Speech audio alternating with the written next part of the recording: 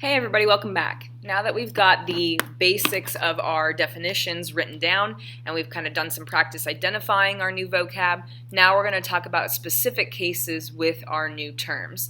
This video is going to be focused on working with parallel lines and our transversal. So we've already talked about the four new types of angles: consecutive interior, alternate exterior, and corresponding.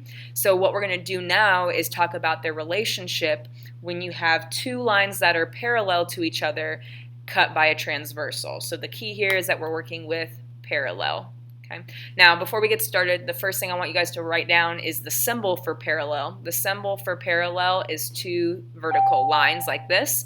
So I could say that A is parallel to B. I also can mark this on the actual lines themselves by putting little arrows on them. So if I have an arrow here and an arrow here that match, that means they're parallel. And you can write two little arrows as well. It doesn't really matter how many there are. So that's a good way to identify it if they mark it in a picture.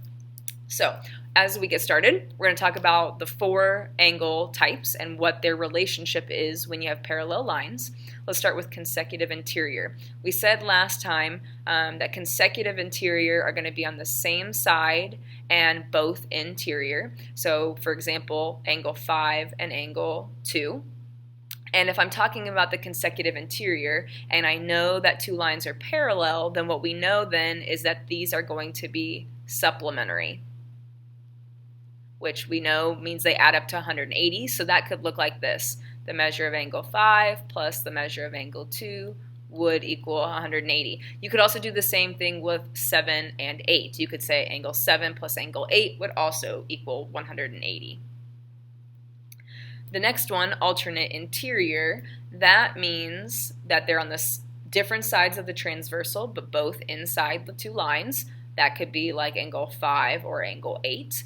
And if the lines are parallel, then that means that these are going to be congruent to each other. So we could say that angle 5 is congruent to angle 8. Or we could say the same thing about 7 and 2. The next one, alternate exterior, same thing. Maybe I'm talking about angle 3 and angle 4. Notice they're both obtuse. So if the lines are parallel, then we could say that these are going to also be congruent to each other. So we could say angle 3 is congruent to angle 4. Or we could also say angle 1 is congruent to angle 6. It just depends on which one you're working with. So same thing, but one pair that's equal to another, or one angle equal to another. And then last but not least is the corresponding angles. That would be something like angle 1 and angle 2. And those also are going to be congruent. So angle 1 would be congruent to angle 2, or another pair might be 7 and 6. So you could say angle 7 is congruent to angle 6. Or you could say 3 and 8 are congruent, or 5 and 4 are congruent. Any of those would be corresponding, and they're all going to be congruent to each other. Now, keep in mind when you look at your list, 3 of these are all congruent. So that should be pretty easy to remember. The only one that's different is the consecutive interior, and they just add up to 180 degrees. So if you can remember 3 of them are congruent and 1 is supplementary, then you should be good to go. Now this slide is going to be very similar to the last slide, but in the last slide I told you the lines were parallel, so we made a relationship for the angles. Now this is the reverse, or what we'd call the converse theorems. This is just backwards. So here we're going to tell you the relationship of the angles and then determine if the lines would be parallel. So basically it's the same thing, it's just backwards. So I could tell you that if the consecutive interior angles are supplementary, then that means that line K would be parallel to line J. Okay? So if I said that angle 3 plus angle 5 equals 180, if that's something that I gave to you, then you would be able to tell me from the converse theorem that K and J would be parallel. So it's just the same thing as the last slide, just reversing it. And the same thing goes for the other ones. If the alternate interior angles are congruent, then the lines are parallel. Okay, remember that's the symbol for parallel. So if I could say that angle 4 and 5 are congruent. If that's true, then I would know K and J would be parallel.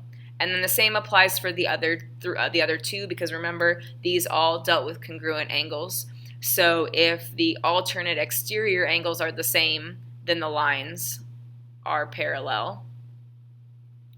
And then lastly, if the corresponding angles are congruent, then the lines are also parallel. Okay, so these three say pretty much the same thing. This one, remember, deals with supplementary. And an example, I might give you something that says this angle here is 50 degrees and so is that one.